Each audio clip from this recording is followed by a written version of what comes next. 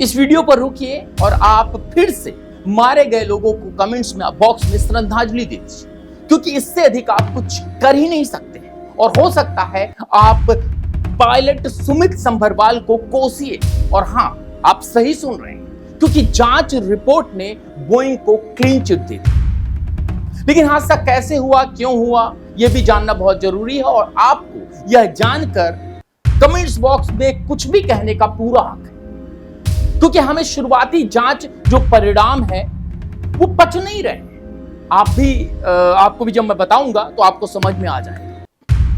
अगर आपको लगता है कि सब सही है या सब नहीं सही है तो थोड़ी देर रुकिए, सब बताते हैं। कहानी वही कि फ्लाइट उड़ी और कुछ सेकंड में मेडिकल कॉलेज के मेस पर जाकर टकरा गई और एक को छोड़कर सभी यात्री, यानी कि जो है रमेश को छोड़कर सभी लोग मारे गए। बचे एकमात्र व्यक्ति के पास मीडिया जा नहीं सकता, क्योंकि डॉक्टर कहते हैं कि वह अभी सदमे में है। हाँ, एक व्यक्ति ने इंटरव्यू जरूर लिया जो दूरदर्शन यानी कि सरकारी मीडिया से था, वो सबने देखा। चलिए घटनाक्रम बता देते हैं। जांच में क्या आया है? दरअसल एयर इंडिया का बोइंग 787 ड्रीमलाइनर टेक ऑफ के ठीक 30 सेकंड बाद नीचे गिर जाता है। रिपोर्ट बताती है दोनों इंजन बंद हो गए। सुनिए अब क्या कहा जा रहा है, दोनों इंजन बंद हो गए। विमान सिर्फ RAM यानी कि रैम एयर टरबाइन, माफ कीजिएगा RAT यानी रैम एयर टरबाइन पर चल रहा था और वही रैट ही उसको बिजली दे रहा था। उस वक्त गियर खुले हुए, लेकिन सबसे चौंकाने वाली बात ये, दोनों fuel control switch cut off पर थे, यानी पायलट ने इंजन बंद कर दिए थे या किसी वजह से ये स्विच बंद हो गए थे। सवाल ये नहीं कि ये गलती थी या कुछ और। रिपोर्ट कहती है कि बोइंग या जो इंजन में, जीई के इंजन में कोई मैकेनिकल खराबी नहीं मिली। समझ रहे हैं आप, बोइंग में और जो एयरलाइंस है उसके इंजन में कोई खराबी नहीं। स्विच अपने आप नहीं बदले जा सकते थे। तो अब सवाल ये कि क्या पायलट ने जानबूझकर स्विच को बंद किया? मैंने कहा था सुमित संभरवाल को कोसिए, या फिर किसी कंफ्यूजन में गलती से हाथ चला गया। अब मैं आपको और टेक्निकल बताता हूं। जो ड्रीमलाइनर होती है फ्लाइट, उसके फ्यूल स्विच ऐसे डिजाइन किए जाते हैं कि उन्हें अनजाने में चलाना नामुमकिन है, यानी गलती से नहीं, सोच समझकर ही बंद किए जा सकते हैं। कैसे होता है? जब आप गाड़ी चलाते हैं ना, वो आपके पास गियर होता है, जो लोग गाड़ी चलाते हैं तो फर्स्ट जब बैक गियर लिया जाता है तो नॉब को दबा कर किया जाता है या उठा कर किया जाता है, इस तरह से होता है। ठीक उसमें AIB की रिपोर्ट फोकस है पायलट की मानसिक स्थिति पर। क्या टेक ऑफ के समय किसी चेतावनी ने पायलट को भ्रमित कर दिया? क्या अलार्म के दबाव में उन्होंने फ्यूल स्विच को बंद कर दिया? क्या कॉकपिट में कोई और कहानी थी जो अभी भी छुपी हुई? ब्लैक बॉक्स में डाटा मिल चुका है। CVR यानी कॉकपिट वॉइस रिकॉर्डर ने पूरे संवाद को रिकॉर्ड किया, लेकिन उसकी जो ट्रांसक्रिप्ट है अब तक सार्वजनिक नहीं की गई है और मुझे लगता नहीं की जाएगी, कभी नहीं की जाएगी। आप RTI का सहारा ले सकते हैं, लेकिन वो सरकार इस पर कह सकती है कि हम जांच चल रही है, इस वजह से कुछ भी शेयर नहीं कर सकते। बोइंग पहले भी विवादों में रहा है, आपको ये जानना चाहिए और सब लोगों को पता भी है। 737 मैक्स क्रैश ने कंपनी ने सॉफ्टवेयर की खामियों को छिपाया था और अब 787 ड्रीमलाइनर के मामले में भी पहली रिपोर्ट में ही बोइंग को क्लीन चिट और पूरा दोष पायलट पर। यह एक पैटर्न रहा है। मैं यहां पर नरेंद्र मोदी सरकार पर सवाल नहीं खड़े कर रहा हूं, मैं यहां सिचुएशन पर सवाल खड़े कर रहा हूं। RTI से मांगी जा रही जानकारी तो रोकी जा रही है, जांच चल रही है कहकर टाली जा सकती है। सवाल यह है कि क्या हम सच जान पाएंगे? एक बार फिर कॉर्पोरेट और सत्ता का गठजोड़ हावी रहेगा, ये सवाल है। दोनों इंजन के fuel control switch cut off पर गए, नंबर 1। नंबर 2, इंजन में कोई तकनीकी दोष नहीं पाया गया। नंबर 3, RAT यानी रैट यानी इमरजेंसी पावर टरबाइन एक्टिव हुई। नंबर 4, ब्लैक बॉक्स और CVR से पूरा डेटा सुरक्षित निकाल लिया गया। नंबर 5, जांच का जो फोकस है वो पायलट की क्रिया पर गया, पायलट ने क्या किया इस पर गया। AAIB ने अभी तक किसी को दोषी नहीं ठहराया। रिपोर्ट सिर्फ तथ्यों को रखती हैं, लेकिन दिशा तय करती हैं कि दोष पायलट की तरफ मुड़ रहा है। जब 260 लोग मरते हैं तो क्या सिर्फ एक स्विच जिम्मेदार होता है? जब बोइंग के प्लेन में बार बार हादसे हो और फिर हर बार पायलट ही दोषी हो, तो क्या यह महज इत्तेफाक? ये हुए हैं, बोइंग विमानों के साथ हुए हैं। अब सवाल ये कि क्यों RTI में रिपोर्ट नहीं दी जा सकती? ये मेरी संभावना है, अगर सरकार दे दे तो बहुत अच्छी बात है। क्यों कॉकपिट की आवाजें जो है वो छिपाई जा रही है? क्यों सरकार बोइंग के एक शब्द तक जो है बोइंग से एक शब्द तक नहीं पूछ रही है कि 242 जिंदगियां सिर्फ आंकड़े नहीं है, वो 242 कहानियां थी, सपने थे, परिवार थे। अब जो है वक्त है पायलट को दोष देने से पहले सच्चाई को सामने लाया जाए। आप जब ये रिपोर्ट मीडिया में आती है, फैलती है, तो सबके माइंड में तो ना आए, लेकिन उन परिवारों के जो 242 परिवार हैं मारे गए और जो ग्राउंड पे थे वो लोग मारे गए, उनके परिवार में तो सवाल उठेगा। क्या आपको लगता है कि पायलट दोषी था?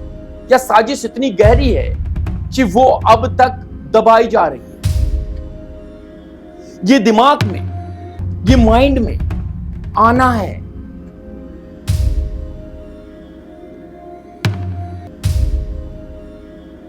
समझ रहे हैं?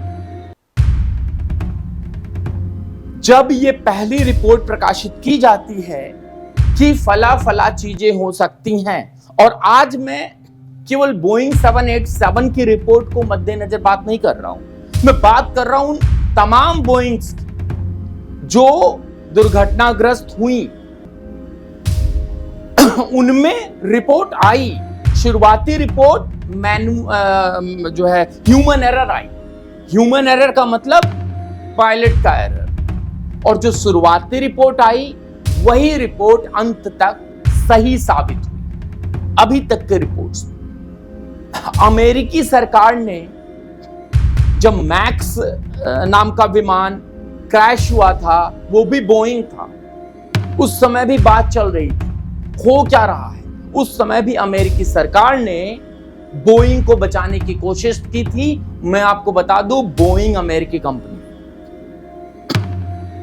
विपक्ष यहां पर सवाल उठाए या ना उठाए हमें नहीं पता, लेकिन सवाल ये जरूरी है कि आखिर हमने जब ये कह दिया कि सुमित संभरवाल की गलती हो सकती है पहली रिपोर्ट में, फर्स्ट रिपोर्ट आखिरी नहीं होती, लेकिन अगर आपने सुमित संभरवाल पर इशारा कर दिया और सारी मैकेनिकल फॉल्ट्स को आपने दोषी करार नहीं दिया कि मैकेनिकल प्रॉब्लम थी ही नहीं, यानी कि ह्यूमन एरर था, और ह्यूमन एरर था, तो पायलट जब अपनी चेकलिस्ट चेक कर रहे थे, सुमित संभरवाल अपनी सीट पर बैठकर चेकलिस्ट चेक कर रहे थे, तो उस वक्त उन्होंने सब पर चेक करके साइन मारा। उस हस्ताक्षर ने जितनी भी जिंदगियां पीछे बैठी थी सबको अपने ऊपर ले लिया कि कोई भी मरता है तो जिम्मेदार मैं हूं।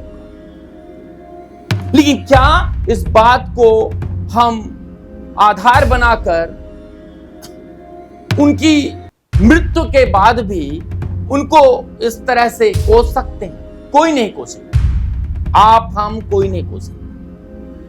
लेकिन जिन परिवार के लोगों की जान गई है वो जरूर कोसेंगे। भाई, किसी का बेटा गया, किसी की मां गई, किसी की पूरी फैमिली चली गई, उसके केवल मां बाप बचे, तो वो लोग जब ये न्यूज देखेंगे पहली बार तो उनको रिसर्च नहीं करना आता, हमारे पत्रकारों की तरह। उनको नहीं पता बोइंग 787 कितनी बार, माफ कीजिएगा, बोइंग विमान कितनी बार क्रैश हुआ है, कितनी बार किन पायलटों पर आरोप लगा है। वो तो पहली नजर में सुमित संभरवाल को दोषी करार दे देंगे और कहेंगे, कोस कोस कर उस मरे हुए व्यक्ति को गाली देंगे कि सुमित संभरवाल की वजह से हमारे बच्चे और 200 से ज्यादा जिंदगियां चली गई। 241, मैं 42 नहीं कहूंगा, क्योंकि 42वें नंबर पर सुमित संभरवाल है, जिसको अब बताया जा रहा है गलती उनकी थी।